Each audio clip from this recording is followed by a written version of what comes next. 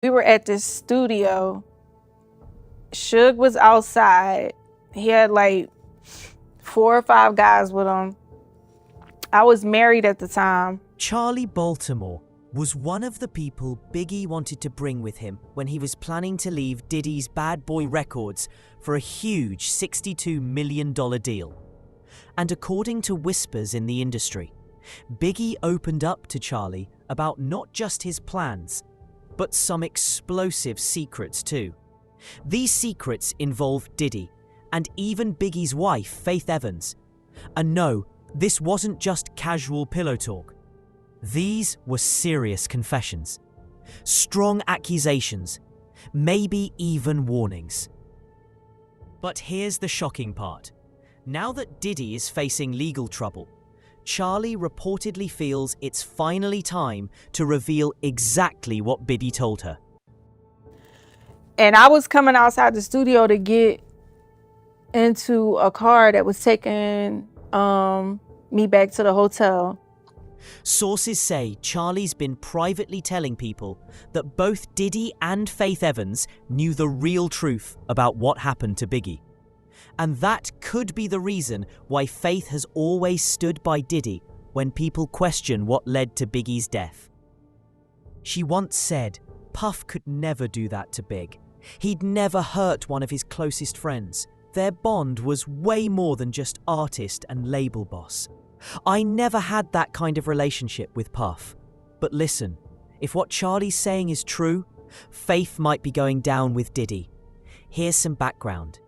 Biggie and Charli Baltimore's romance started in the winter of 1995. Biggie played a big role in helping her start her rap career. She once left a verse on his voicemail, and he told her she had real talent and should go for it. He said he'd never met a woman who could write like she could. And for Charli, her favourite part of music was always writing, more than performing. Biggie respected that deeply, because he was a strong writer himself. Biggie even imagined forming a rap group called The Commission with Charli and Jay-Z, but those dreams ended when Biggie was killed in March 1997. Their relationship had its ups and downs too. Charli later spoke about how Biggie cheated on her. She once found pictures of him with another woman, and it turned into a huge fight where she wrecked a hotel room. She even admitted throwing his jewelry into a pool out of jealousy.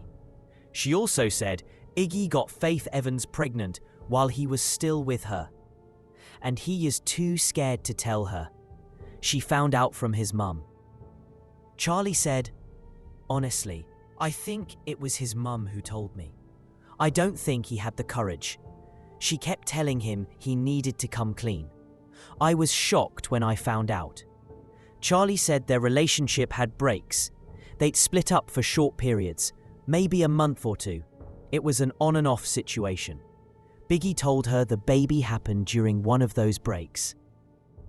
During their time together, Biggie apparently shared a lot with her, including that he was planning to leave Bad Boy Records and wanted her to come with him.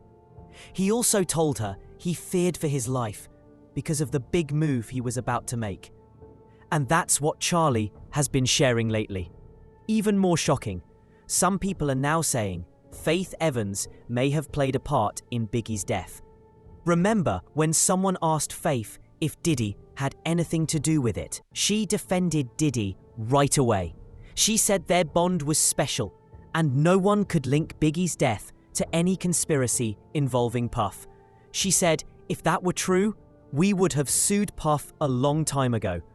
People have tried to get us to, but we know better. But ask yourself, why is Faith the only one defending that relationship, while others suggest Diddy had a hand in Biggie's death? Now think back to that major Rolling Stone article about Diddy that took 6 months to put together. It spilled a lot of tea about Biggie. Several people confirmed he was planning to leave Bad Boy Records. One of them was Monique Bunn, a hip-hop photographer from back in the day. She said Biggie was trying to leave and was even negotiating to get his music rights back. Others who were interviewed said that after Biggie died, Diddy quickly told everyone at Bad Boy to focus on promoting Biggie's album, Life After Death. Like he wasn't even grieving, just focused on making it the biggest album ever. And Diddy didn't stop there. He also tried to take Biggie's spotlight. Kirk Burroughs shared that Rolling Stone had offered to feature Biggie's legacy on the cover. But Diddy wanted the spotlight for himself. Kirk said he told Diddy, "Let's make this about Biggie. You'll get your turn later." But Diddy replied, "No, he's gone. I'm dropping No Way Out in July. I need to be on the cover." And guess what? Diddy got that 1997 Rolling Stone cover with the title Puff Daddy, the New King of Hip Hop. And can you believe he had B.I. written on his chest on that cover? The Rolling Stone piece also revealed that 2 years later, Diddy admitted in an interview that Biggie's death made him millions. He said, "I think his death added to the fame." He admitted that, out of nearly 5 million sales of No Way Out, at least 2 million were because of Biggie's passing. That's cold. But it gets worse. Kirk Burroughs also said that Diddy was jealous of Biggie's friendship with Tupac before they had their beef. Diddy wanted to be cool with Pac, but Pac didn't respect him. That's why Kirk believes Diddy may have started the feud. He even said Diddy pushed Biggie to write diss tracks. Even Biggie's mother, Voletta Wallace, always believed something was off. In her 2005 book, Biggie, Voletta Wallace Remembers Her Son, she said Diddy used her son. She wrote that Puffy gave Biggie $25,000, which, at 19 years old, seemed like a fortune. It was enough to make Biggie trust him completely. She also said she believed the LAPD helped cover up the truth behind Biggie's death. In an interview with the Daily Mail, she said every single day is painful because she'll never see her son again. And it's not just her. Biggie's sister Tiana also hurts deeply from the loss. She said, "Any mother who's lost a child knows the pain. It's the worst feeling in the world. I wouldn't wish it on anyone. Biggie was so young, so talented. His life was taken way too soon. He was just 24. He was my baby, and I think about him every single day." When the anniversary of his death comes around, she doesn't like talking about it. She appreciates the tributes, but it's still too painful.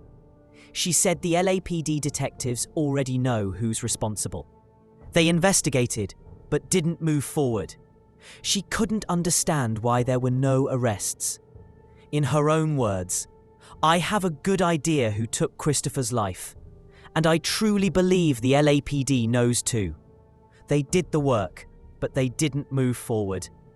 I don't know why. To me, it looks like a big cover-up. Someone is clearly being protected. I won't have peace until the person responsible is in jail. That might bring me a little closure, but it'll never bring my son back." She also agreed to be part of the film City of Lies, which exposed the corruption in the investigation. She said she joined the project not just to honor Biggie, but also to support Russell Poole, the detective who died while working on the case. In a separate interview with Entertainment Weekly, she said, "As long as I'm alive, I won't stop fighting. And if I'm gone, I hope my friends and family keep fighting too. There's always hope." Let's be real, it sounds like she was pointing the finger at Diddy. So why is Faith Evans the only one defending him?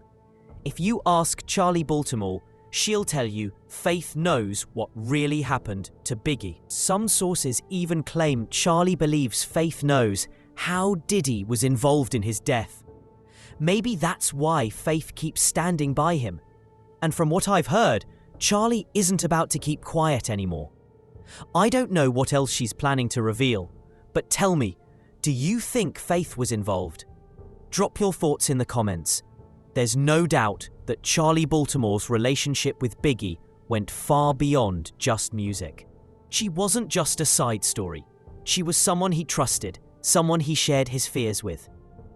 And now that Diddy's in the hot seat, Charli might finally be ready to lift the curtain on what really went down behind closed doors. She hasn't come out with a full public interview yet, but there are whispers that she's preparing to speak out.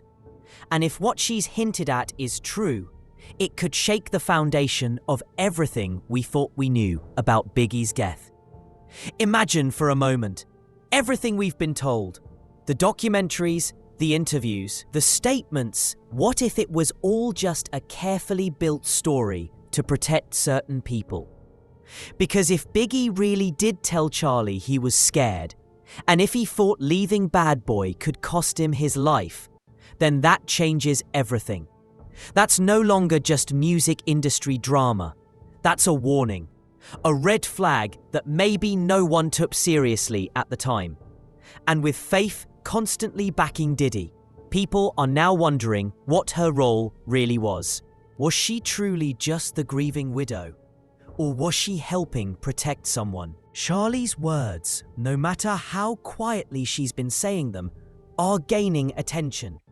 More and more people are listening, and the timing is no coincidence. Diddy's trial is bringing everything back to the surface. All the old wounds, all the secrets. This is the moment when people start connecting the dots. The shady business moves, the controlling behavior, the jealousy, the money, the fame, all of it. And it's not just Biggie. Diddy has been surrounded by controversy for decades. Feuds, lawsuits, accusations. But the Biggie story, that's the one that still haunts people. Because Biggie was loved. His music meant something. His death wasn't just a headline. It was a loss the culture still feels. So now we don't have the full picture yet. But what we do have are pieces. Confessions, hints, warnings. And as those pieces start coming together, the truth might finally come to light. So what do you think? Will Charli Baltimore speak out? Was Faith Evans protecting someone? And is Diddy hiding more than he's letting on? Let me know in the comments. And don't forget, Charli's not just some random person making noise. She was in the room. She was part of the story while it was happening. She heard Biggie's voice, saw his stress, and was close enough to know things most people didn't. So when she says Biggie feared for his life, it hits different. That's not something you make up. That's something you carry with you. And now it seems like Charli is done carrying the burden alone. The streets are already buzzing, and if she speaks out fully, it could open the floodgates. Others who were close to Biggie or Diddy might start sharing their own stories too. We could be looking at a domino effect, one confession leading to another. And if that happens, the narrative we've been told for decades could fall apart right before our eyes.